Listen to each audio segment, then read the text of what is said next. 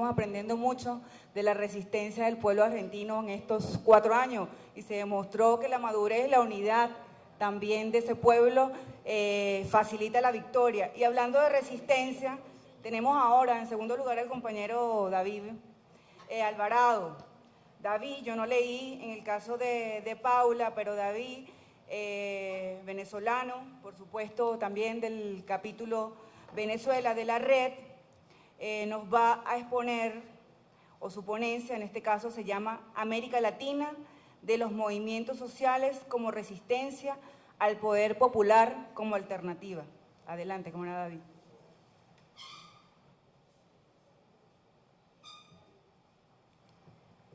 Bueno, primero que nada, muchísimas gracias a todas y todos por estar aquí. Como ponente, le doy las gracias al profesor Pedro Calzadilla por considerar que tenía algo que decir en este espacio bueno, y a la red, de la plataforma que nos presta la red. Y como miembro de la red y como trabajador operativo de la oficina de la red de Venezuela, le doy las gracias a todas y todos los compañeros de Latinoamérica y venezolanos que están acá, bueno, por estar con nosotros para reflexionar juntos y pensar juntos la insurrección de nuestra América y, bueno, y buscar alternativas para los procesos de liberación que tanto necesitamos.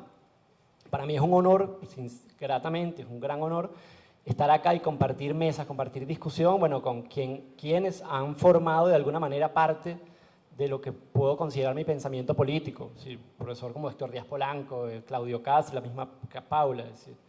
Sí, es impresionante y bueno, y lo agradezco muchísimo, ¿no?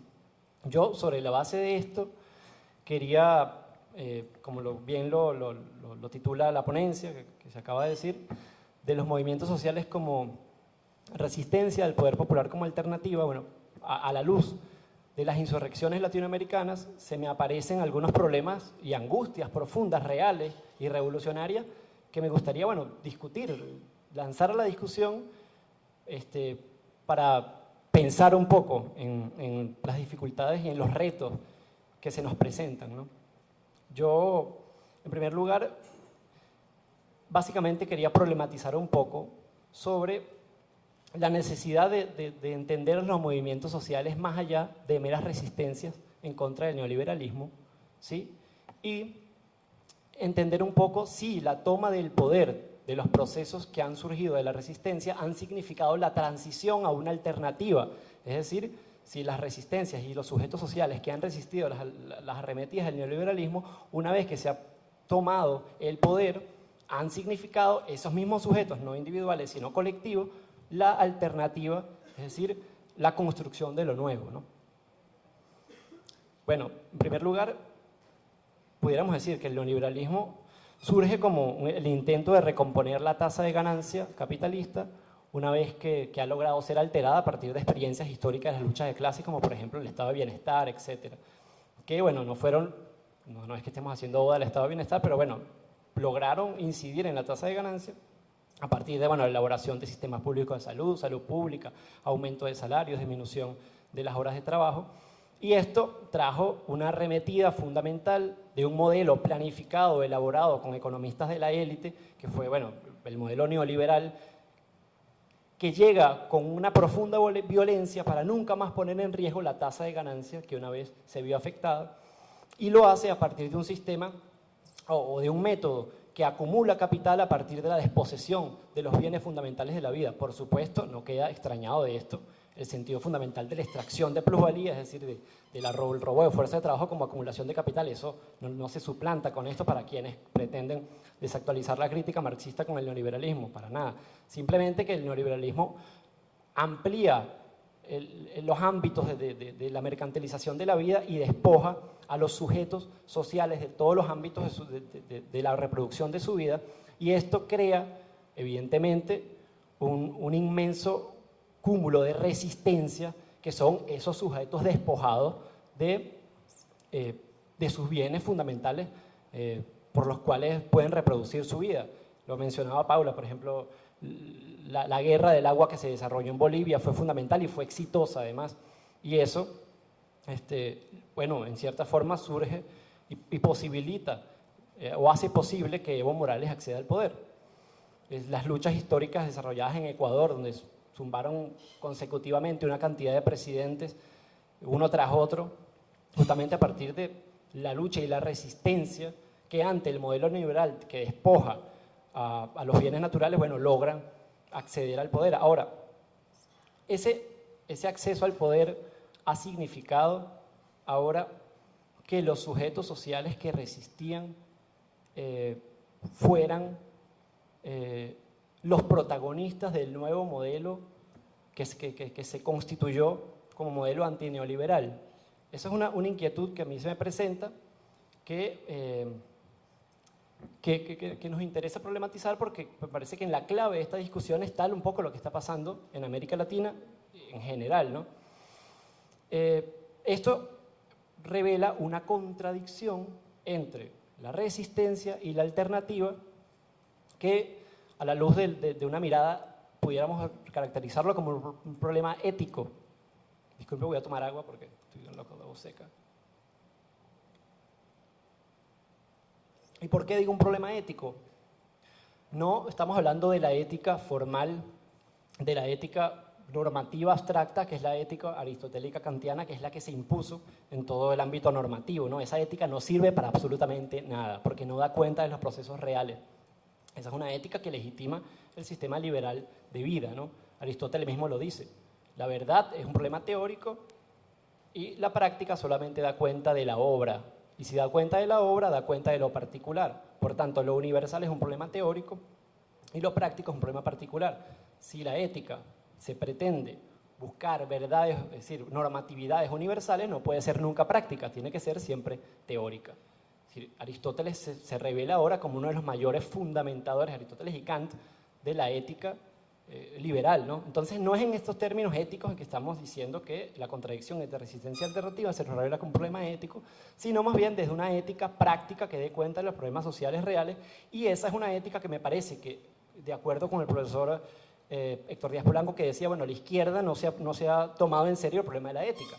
Se la hemos dejado al neoliberalismo, que se pretenden los reguladores y los que crean las normativas del mundo, y la izquierda pareciera que asume como verdad ese significado de la ética y dice, bueno, si la ética es eso, yo no tengo nada que decir en ese terreno, y le dejamos el debate ético al neoliberalismo.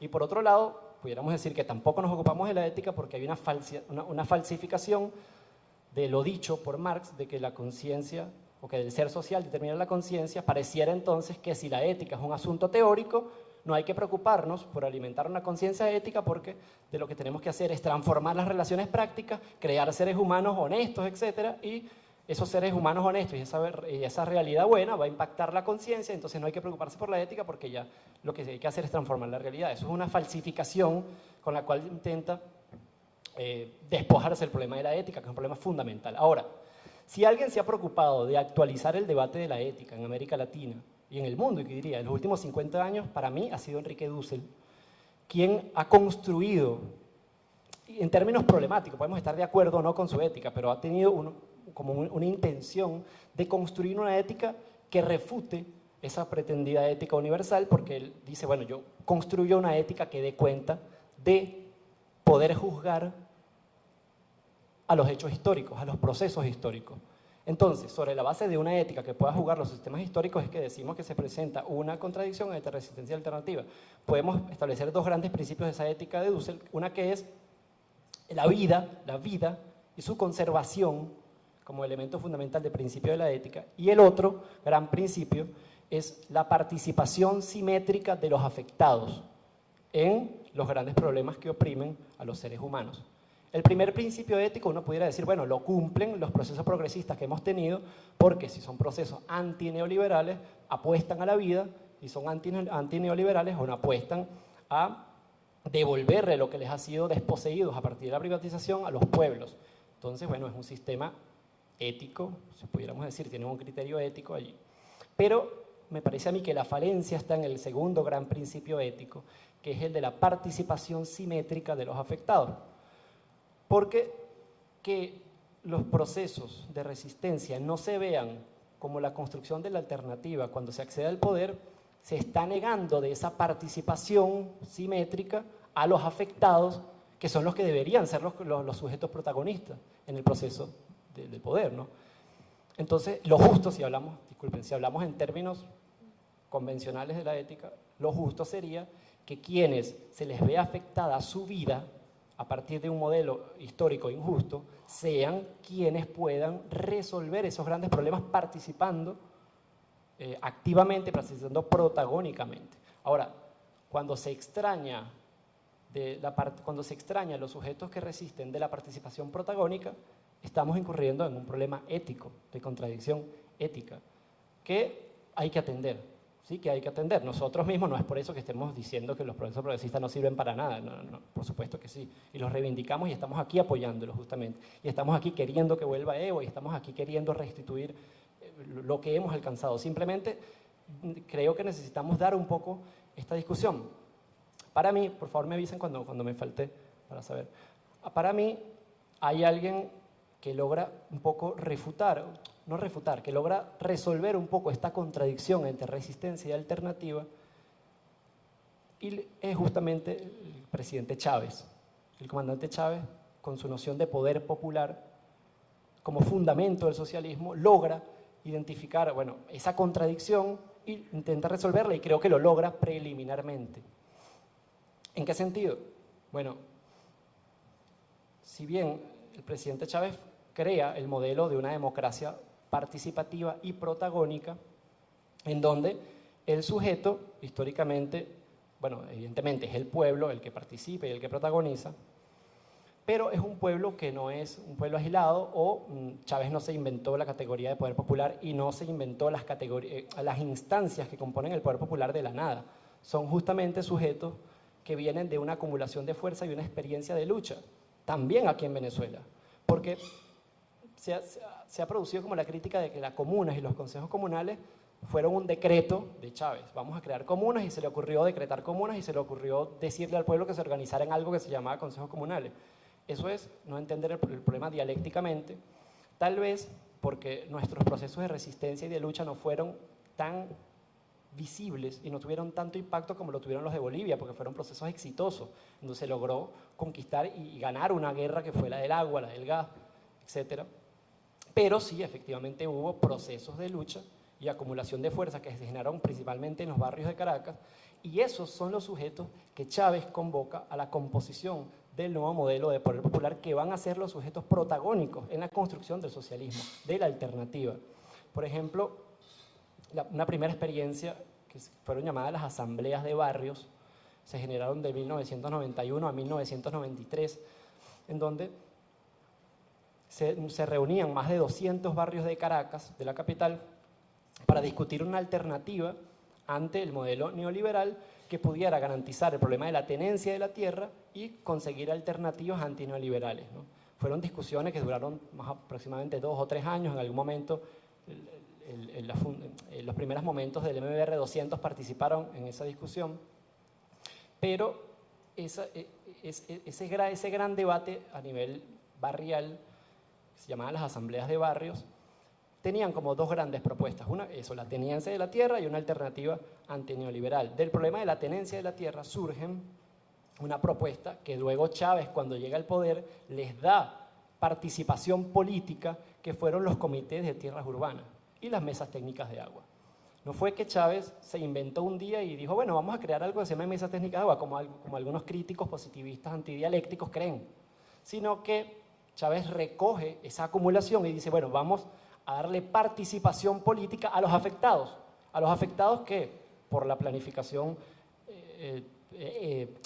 elitesca, etcétera, y neoliberal del Estado, del territorio, se excluye, y el Estado no tiene nada que hacer con los barrios de Caracas, es decir, no están priorizados mercantilmente, unos cerros por allá, la gente construye, como puede, y bueno, no tienen servicios de agua, ni carreteras, ni nada de eso. Entonces Chávez comienza tomando uno de los principales grandes problemas, que son las mesas técnicas de agua, para que el pueblo, bueno, pueda tener agua, pues. Igual carreteras, vialidades, etc. Pero esto viene de un proceso de resistencia que surgen en los debates de las asambleas de barrio. Luego de esto, bueno, las mesas técnicas de agua, los comités de tierras urbanas, estos mismos debates, Chávez, como buen recopilador de los procesos sociales, se da cuenta de que a partir de los debates con el pueblo, no es una cosa que salió de su cabeza, que para mayor expresión política no es suficiente con estas instancias, sino que tiene que haber una instancia que impulse el autogobierno a partir de propuestas que ya venían surgiendo en las mesas técnicas de agua y de los comités de áreas urbanas que ya venían asimismo de las asambleas de barrio, y se propone la creación de los consejos comunales que sirvan como instancia de autorregulación y de participación activa en el Estado. ¿Sí? Los consejos comunales se crean en el 2004, pero su ley surge en el 2006, no por casualidad, el mismo año en el que Chávez decreta o anuncia el carácter socialista de la revolución. Ahí vemos un poco cómo Chávez comienza a entender el socialismo sobre la base del poder popular, que es algo que obstinadamente ha querido omitirse cuando no se entiende eso nuevo que es poder popular.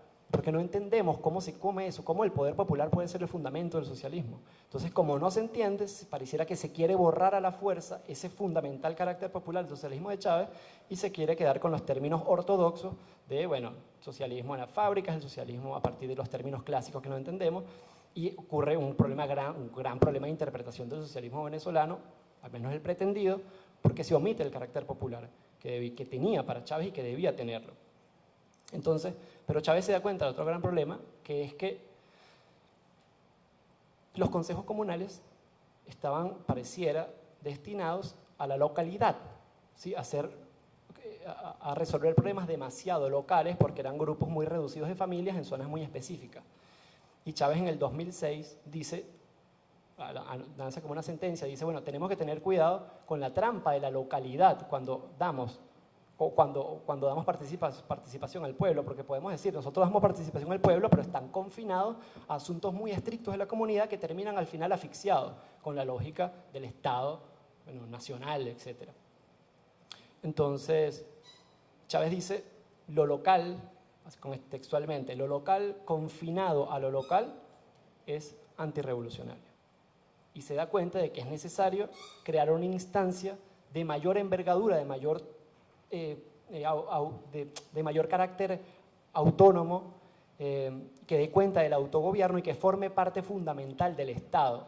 Y se propone la creación de la comuna, todo esto en participaciones y discusiones con líderes territoriales, líderes comunitarios. Y surge la creación, bueno, de la comuna, ¿no? Y la comuna, Chávez la va a entender como la máxima instancia del poder popular, la expresión más acabada del poder popular, que es la que va a surgir, que es la que va a determinar o la que va a constituir los cimientos del socialismo. De hecho, en el 2000, lástima que no me traje ese libro, se me olvidó, pero creo que por aquí puse la cita. Chávez dice algo así como, ya vamos a ver. Disculpen ahí un segundo. Bueno, no sé, dice, por aquí está.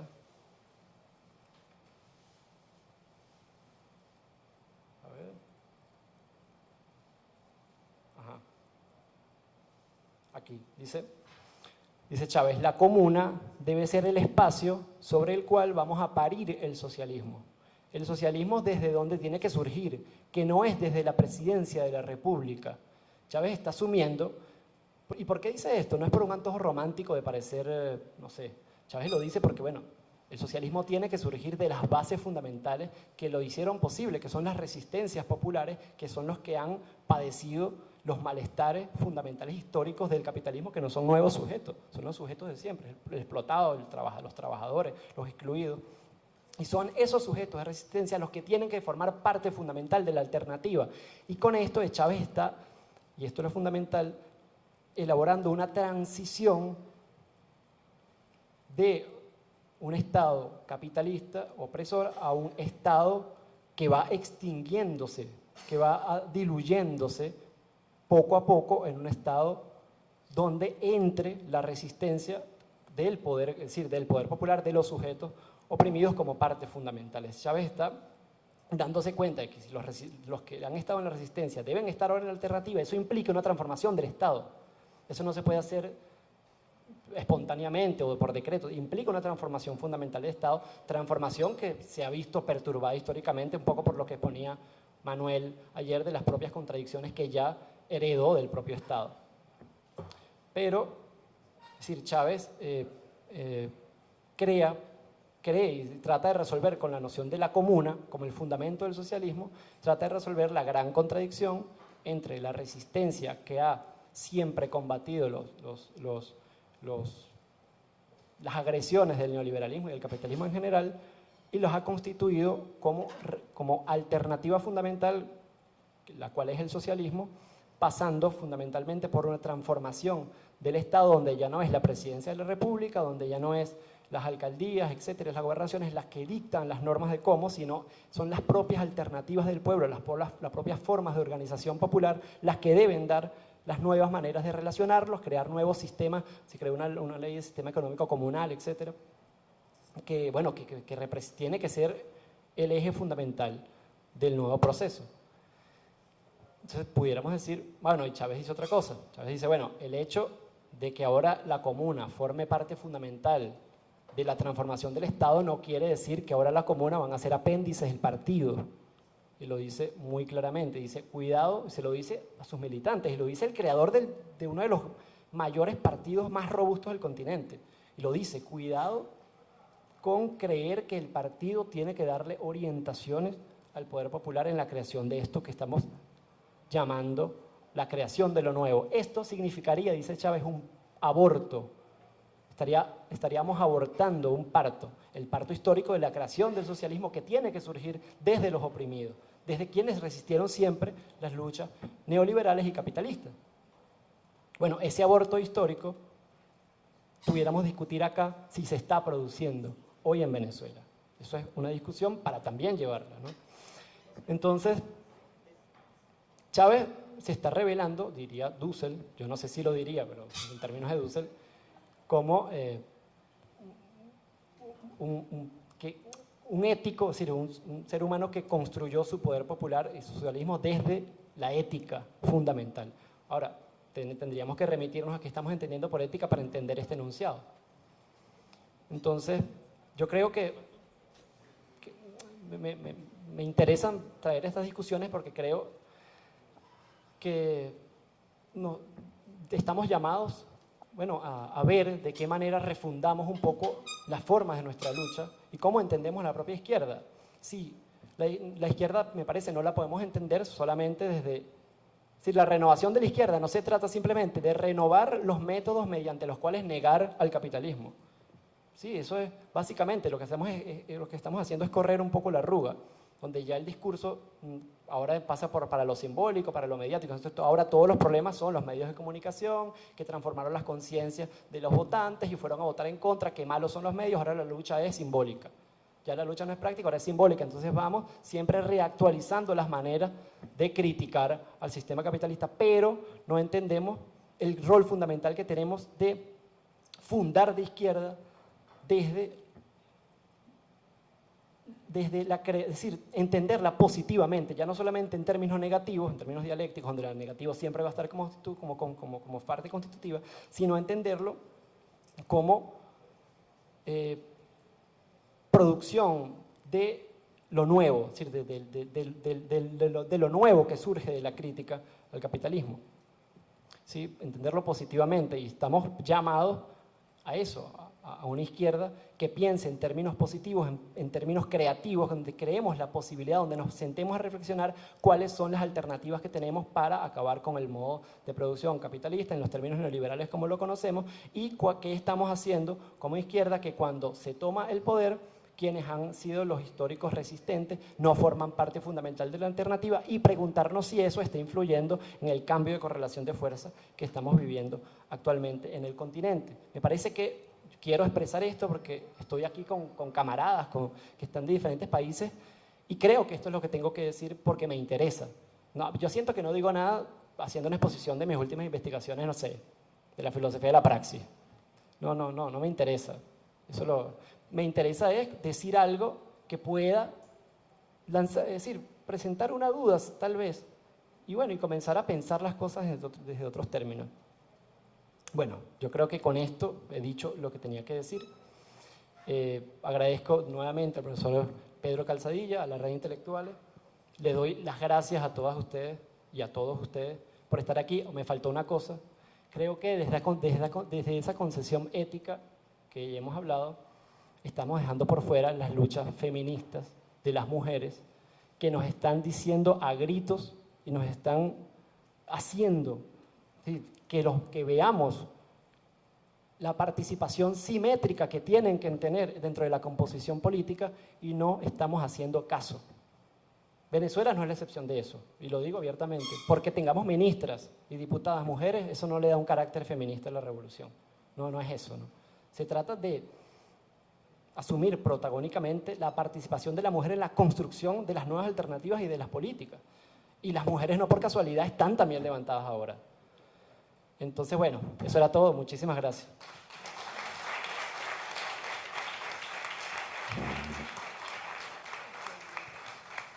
Excelente, compañero. Gracias, David Alvarado, joven de nuestra revolución, apasionante. Estos temas de la construcción de nuestro poder popular, no solo en Venezuela, sino en el continente. Le damos la bienvenida al compañero